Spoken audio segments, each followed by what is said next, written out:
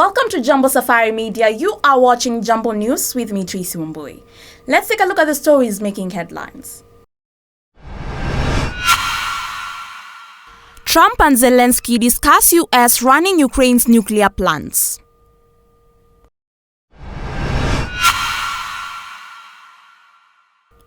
Houthi missiles intercepted as Gaza faces fresh airstrikes amid escalating tensions. University student Sudishka Konaki missing in Dominican Republic. Trump suspends $175 million in funding to University of Pennsylvania over transgender athlete controversy.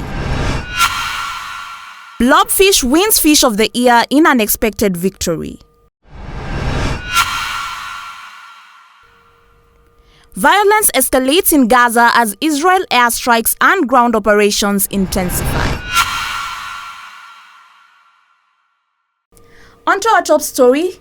Here's a twist you didn't see coming. Well, former President Donald Trump and Ukrainian President Zelensky discussing nuclear power plants. Yes, you heard that right. Instead of the usual talks of war, they're talking about energy security and the possibility of the US running Ukraine's nuclear facilities. Let's take a look at the details. In a surprising turn, former President Donald Trump and Ukrainian President Volodymyr Zelensky spoke for about an hour recently, discussing a wide range of topics. But one of the most unexpected was the idea of the US helping to manage Ukraine's nuclear power plants, especially the Zaporizhzhia facility, which is currently under Russian control. Trump suggested that Americans' expertise in electricity and utilities could be key to securing and operating these crucial energy sites. While Zelensky didn't fully commit, he confirmed the conversation focused on Zaporizhzhia and said Ukraine was open to discussions about securing its energy infrastructure. They also touched on the possibility of a partial ceasefire, focusing on halting attacks on critical infrastructure.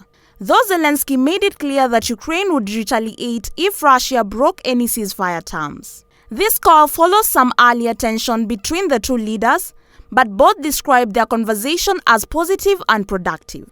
Meanwhile, Trump also spoke with Russian President Vladimir Putin this week, but peace remains complicated as Putin rejected the idea of a full ceasefire. So, what does this all mean? Well, the idea of the US running Ukrainian's nuclear plant might sound strange. It shows just how many layers there are to this conflict. It's clear that both sides are still searching for solutions, but the road to peace is anything but simple. Let's hope that even with these bold proposals, we move closer to finding a way forward. Tensions in the Middle East continue to escalate. Just hours ago, a missile fired by Yemen's Houthi group towards Israel was intercepted before it could cause any harm. At the same time, Gaza has seen fresh airstrikes that have resulted in more casualties. With the conflict between Israel and Hamas intensifying, the situation is becoming even more complex. Today, the Houthi group, based in Yemen, claimed responsibility for a ballistic missile fired towards Israel. The missile was intercepted by Israel's Air Force before it could reach its target near Ben Gurion Airport in Tel Aviv.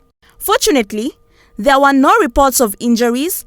The Houthis have said that their actions are in support of the Palestinians in the ongoing war between Israel and Hamas. Meanwhile, Gaza continues to suffer from heavy Israeli airstrikes. Early Thursday morning, at least 10 people were killed in new attacks, with more than 430 deaths reported over the past 2 days. The strikes are part of Israel's extended ground operations in Gaza, which have intensified in recent weeks, causing significant casualties and destruction. The Houthi missile attack is seen as part of a broader retaliation after the United States launched airstrikes on Houthi targets in Yemen, marking an escalation in regional tensions. The Pentagon has said it has struck 30 targets in Yemen since Saturday in what's being called the largest US military operation in the Middle East since Donald Trump returned to the White House. As these events unfold, the humanitarian crisis in Gaza deepens, and the broader region is drawn further into the conflict. The complexity of these military engagements show just how fragile peace remains in this part of the world. We can only hope for a breakthrough as the violence continues to spiral.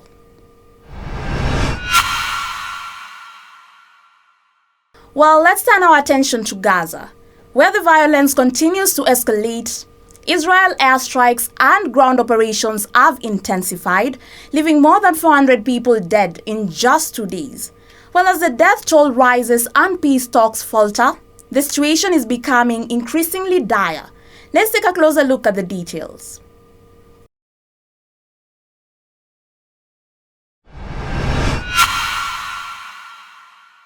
Israel resumed its military operations after ceasefire talks failed, with at least 55 Palestinians killed in overnight airstrikes.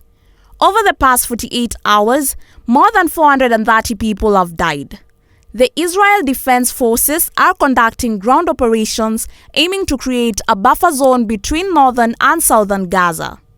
Israel's main goal remains to dismantle Hamas and secure the release of hostages still held. The conflict began in October 2023 when Hamas attacked Israel, killing over 1,200 people. Since then, more than 48,000 Palestinians have lost their lives. The humanitarian crisis in Gaza is worsening, with essential supplies blocked by Israel in an effort to pressure Hamas. As this deadly cycle continues, one thing is clear: the human cost is staggering. Well, the question now is, how much longer will this go on, and whether a path to peace is even possible?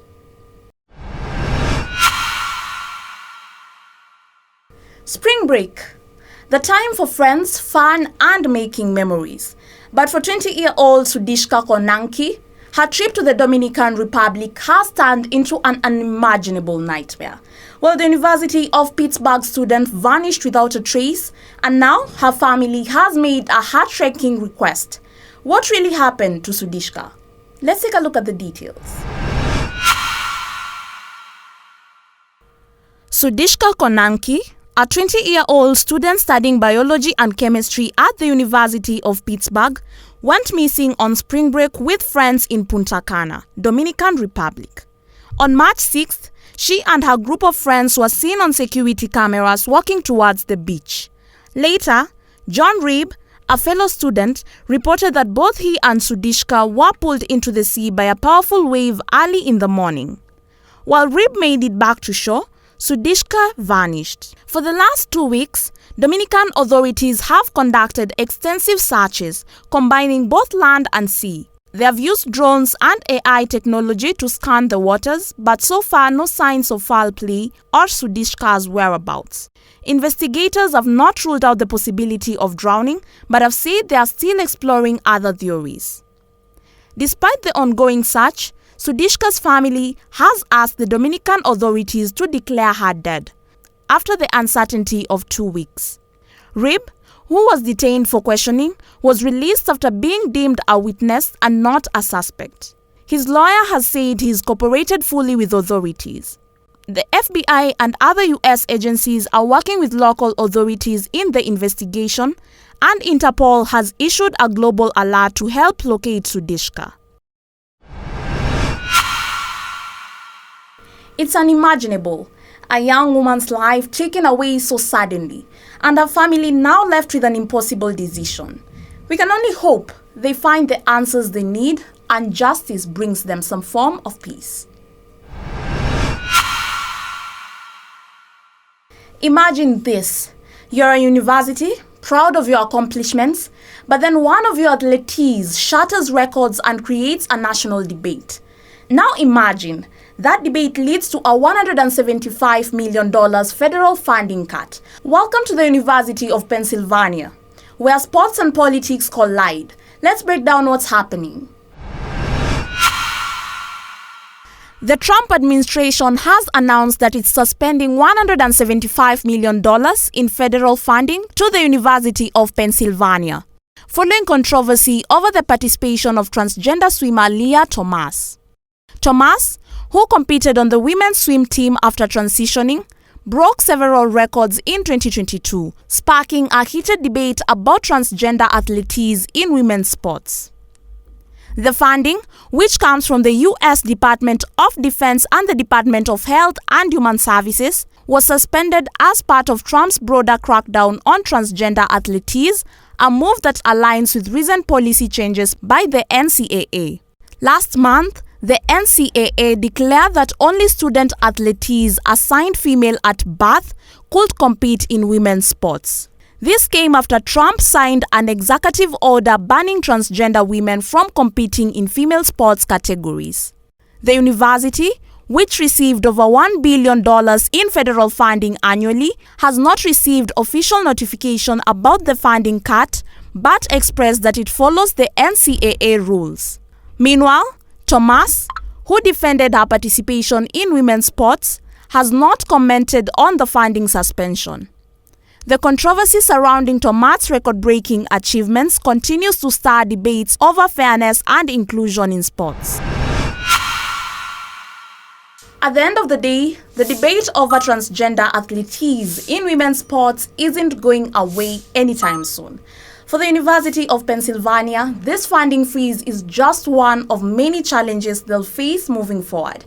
Whether you agree or disagree, this issue is reshaping the future of sports. And in this case, the stakes are higher than just records being broken. Well, looks like beauty isn't everything after all. In fact, when it comes to the world's ugliest animal, it seems that being unattractive has its perks. Well, the blobfish has just won a prestigious award. You might have seen it making headlines before, mostly because of its, let's say, unique appearance. But it's just been crowned Fish of the Year in New Zealand. I mean, who needs sleek fins and shiny scales when you've got the blobfish charm, right?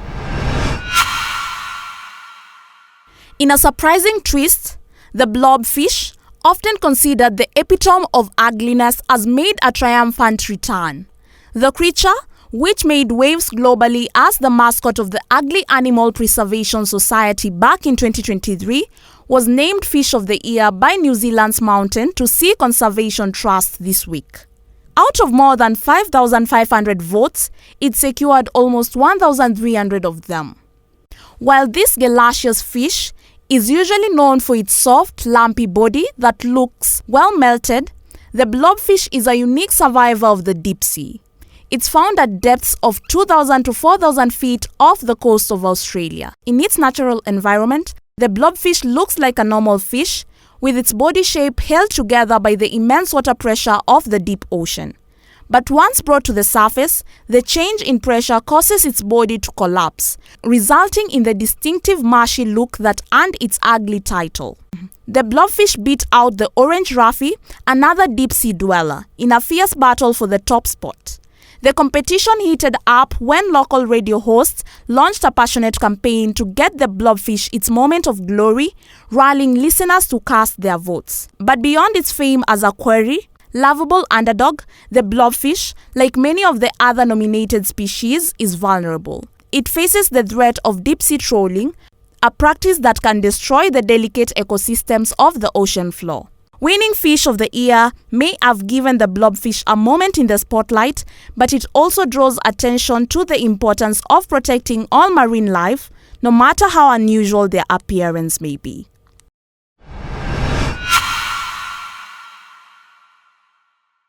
So, what do we take away from this fishy tale? Well, it's a reminder that sometimes the most unlikely candidates deserve a chance to shine. The blobfish win isn't just about its awkward looks. It's about raising awareness for marine life that often goes unnoticed. Whether it's the deep sea critters we laugh at or the ones we admire, protecting our ocean is something we all need to care about. Thank you for tuning in to Jambo Safari Media. This was Jambo News with me, Tracy. Remember to subscribe, like, and share.